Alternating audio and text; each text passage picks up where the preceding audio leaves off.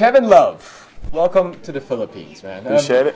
I gotta ask you, what did you know about basketball, the basketball scene here in the Philippines before coming over? Truth be told, I didn't know much, but being here for a little bit over 24 hours now, I can see that they really love their sports and they really love their basketball. So it's fun to see. It's good to be here. Now you're a second generation player. Your dad played in the league, and there's kind of added pressure there, being a second generation player. Guys like Kobe was one, the Barrys, of course, the Shays also. Sure. What's that like, being a second gen player in the NBA? I think it's fun. Obviously, I come from a good bloodline with sports. I knew that my genetics were going to allow me to be tall, and I was never, really clumsy or anything like that. I was always very coordinated. Was always very big, and I mentioned my dad putting the ball in my hands. That was a little bit of added pressure, having him played in the league, but he just wanted to see me, have success. And once he saw that I was a self-starter, there wasn't that much pressure. He always gave me that little nudge and push in the back, and he was always somebody that I looked up to. And at the end of the day, it's my dad. He's going to love me no matter what. But yeah, he was definitely pushing basketball, and here I am now. I think it worked out. Pretty well. What's your fondest memory of your dad playing in the NBA? I would probably say, we just mentioned the Baltimore Bullets. I would say when he got drafted ninth in the early 70s, and was able to play with Earl the Pearl Monroe and Wes Unseld, who I was eventually named after. That was always cool to hear stories like that. Then he went to the Lakers and played with Connie Hawkins and Gail Goodrich and Jerry West and Elmore Smith, who blocked 17 shots in the game, and also had short stints with the Hawks and the Spurs too. So there's not one moment, I guess, that really sticks out about my dad's playing days, but I would say the players that he played with, was pretty cool. Pretty impressive. Yeah. Now let's talk about your stint with UCLA. Pretty impressive. That run to the Final Four. Talk about that. I mean, we're talking about UCLA, perhaps the greatest program in the history of college basketball. Right. The most players in the NBA, and so on and so forth. But what was that like, that run in March Madness? And of course, having guys like John Wooden around you and the Wizard of Westwood. Yeah, we were fortunate enough to have, you mentioned the Wizard of Westwood and John Wooden at our games. He was always sat in that same little seat. I'd always kind of give him the salute, tip my hat to him before I went out there and played. So that was fun to have him there at the games and to play for UCLA, who's still to this day such a storied university and a storied basketball program. So I got to room with Russell Westbrook on the road.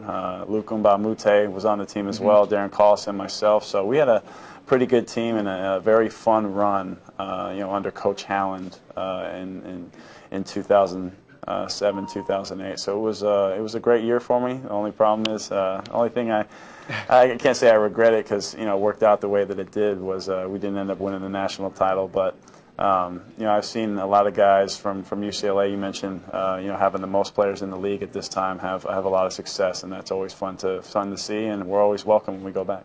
Now you mentioned Russ, and the last time I actually got a chance to chat with you for a little bit was in the 2010 All-Star Game in Los Angeles, and you also talked about how strange it was. You and Russ used to joke around being in an All-Star Game and together at the same time.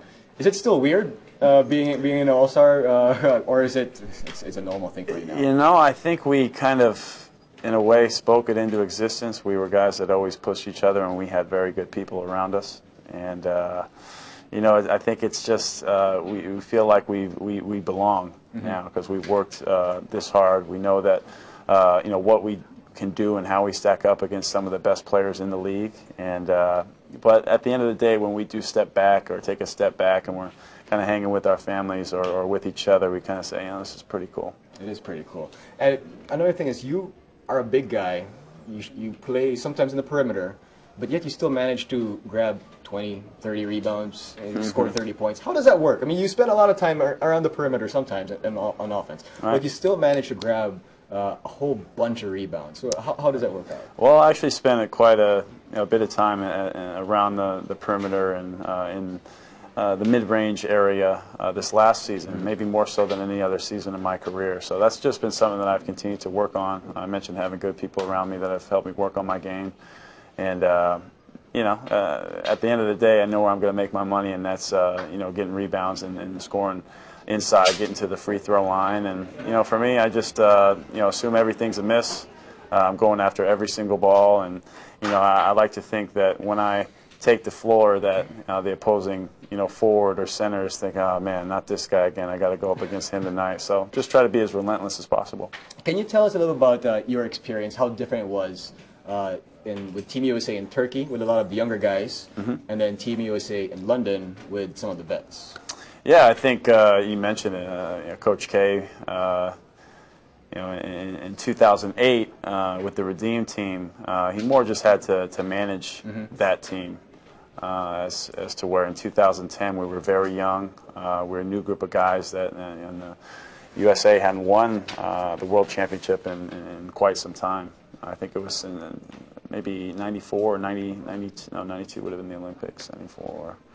Anyways, a while back, early 90s, I think Shaq was the only other guy at the time that had won a World Championship. So sorry to further answer your question. I think the difference was definitely youth, new coaching staff, as to where in 2012 we had a mix of guys from the Redeem team, and I think it was five guys from the Redeem team, 5 guys from the World Championship team, and then in James Harden and Anthony Davis, we had 2 new guys to FIBA basketball and USA basketball. So you know, it's just a mix of different talents, but it was the right mix that, you know, eventually ended up winning the gold.